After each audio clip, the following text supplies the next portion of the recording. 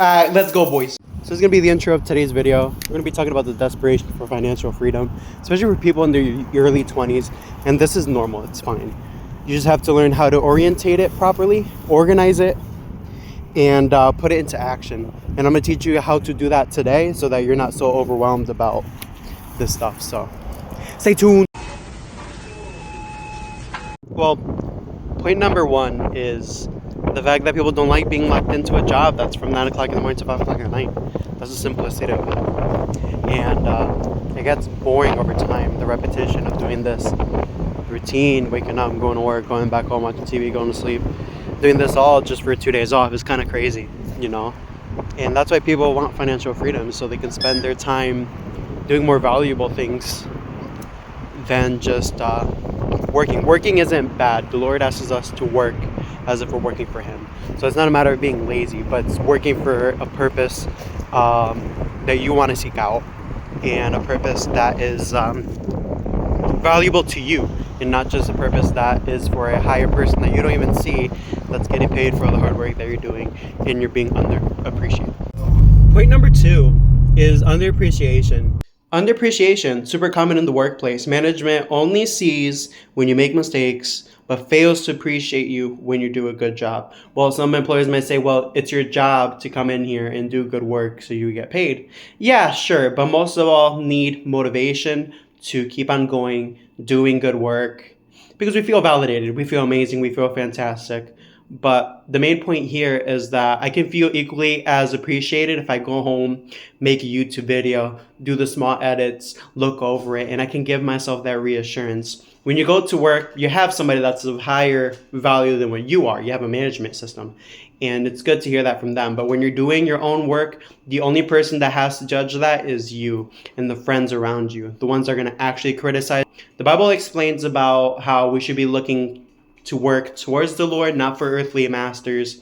So this end point is supposed to tell you that you're working for God. God is the person that's ever looking. He's seeing everything that you do. So you should know that He's the one that's looking at your work when you're doing well and when you're doing bad, and that He's just.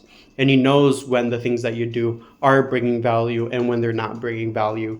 So let God be your manager in your life when you're failing, but let God be the motivational father that you needed when you're doing well too. Number three, it's what people tell you to do. So what do I mean by this? You go to school, you graduate, you go to college for like 5 years, and then you graduate from college, you work for another 30 years, and then you retire in 15 years, and you do whatever you want in 15 years. It's stupid, it's ignorant. You should be able to do these things when you're young. I think the best age to kind of do whatever you want is the area between 40 and 55. I think that area is a really, really good sweet spot, and your mid-30s is probably a good age too. But society tells you to go through this whole routine of life just so you can have 15 years to yourself. And I think that's why people crave financial freedom early, is because they don't want to deal with that lingo of doing those steps and isolating themselves for many years. Just to have 15 years of freedom, it just doesn't make sense. And you do this by concentrating on the stuff that you actually value, the stuff that you actually want to create, saving your money, investing your money, and figuring out where you're knowledgeable in and making a side hustle out of that, so that eventually that side hustle that you're loving to do a lot turns into something that is greater, so that you can quit your 9 to 5. And you can do that with YouTube, your side knowledge in anything you do, entrepreneurship, real estate. There's so many things out there. There's no reason to be isolated in one spot where you're underappreciated, not cared for, and your acknowledgments are only based on your flaws. And that's basically it. And last but not least, this one's my favorite. It's the idea of minimum wage. After working for numerous jobs, Advanced Auto Parts and McDonald's, working minimum wage, it overworks you, it drains you out of your creative energy, and it's the worst thing that you can do at your own life, especially at the early age of your 20s. Now we're barely making it to pay your rent and stuff. People are just genuinely pissed off of not being able to afford things. And it's a sad society we live in today, where stuff is just going up on price But you can't always make that your excuse, though. You have to find your own ways to create money and create value within yourself too. And it's just people being tired of just doing the bare minimum and not having money left over. Me personally, I've been in these situations many a times, having $25 to my name, $30 to my name. And it's really, really not fun, because I like having a little bit of money so I can splurge on fragrances, little Hot Wheel cars every now and then. And we truly often forget that people have lives too besides their bills. And when you're just being paid by the bare minimum, it's where we truly break, and we kind of just say, I want financial freedom so I can be able to have the money that I want and that I can care for, truly.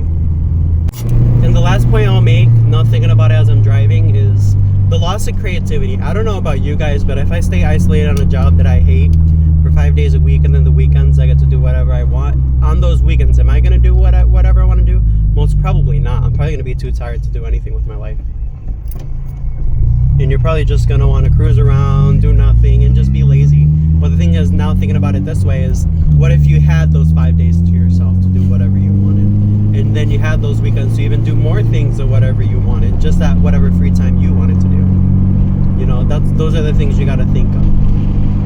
And when you put yourself into that perception of having 5 days of the week to myself to do whatever I want, including doing the stuff that I love to do, to make money, that sounds a lot more appealing than just doing the bare minimum and just going to work and clocking out. And it's annoying. It's just the loss of creativity that comes with. It's not worth the risks, to be quite honest. If you had this free time, you would be able to be creative. You'd be able to do the stuff that you love to do, like I keep on repeating again and again. But then not only that, you'll be able to spend it with the people that you actually value, which is going to lead to my next point, is just the free time that you're going to have with friends and family. The worst thing is working 30 years and seeing your family grow up to 10 years old, 20 years old, 30 years old, and then you not being there for them. And that's a personal story that I've seen within my brother. He was telling me, I'm pretty sure I can talk about this, is he hates that he's missing birthdays. He hates the fact that he's missing family events and stuff. And it's sad, because people do grow old and time is not in our side, sadly. It's just how it is. Your grandma will eventually pass away. Your mom will eventually pass away.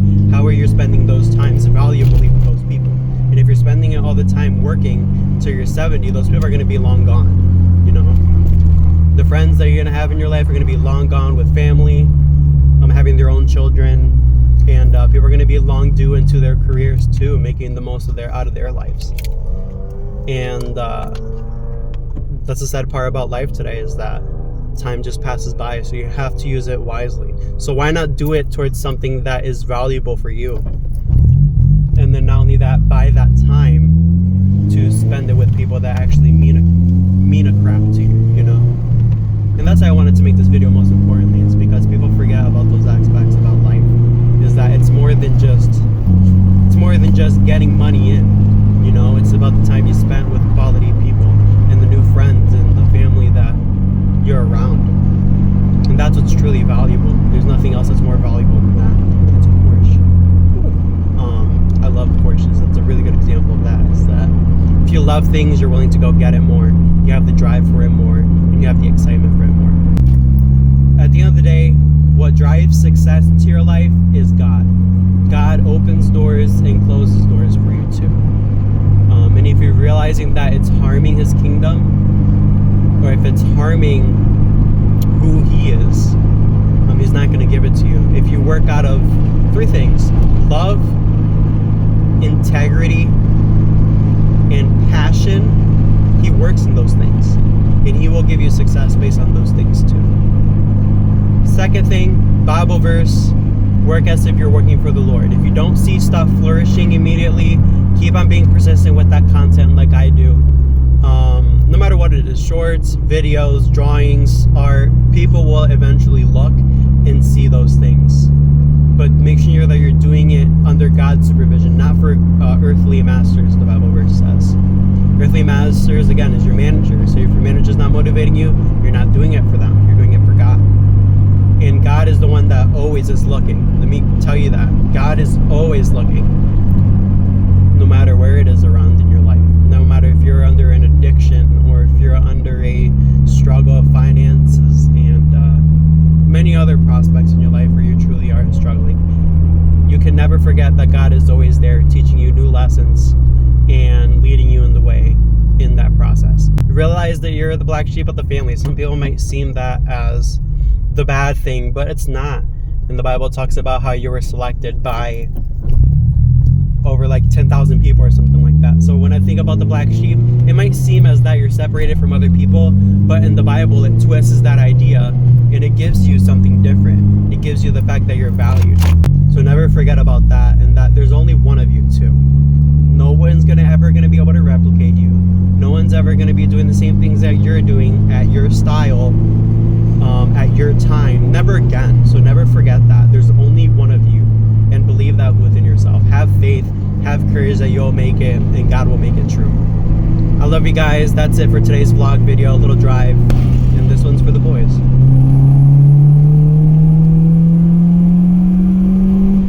Nice. I love you guys, and you already know, love cars. God loves you too. No matter what, don't forget, God loves you all the time, and all the time He's good. Bless it up. Peace out. Happy Easter.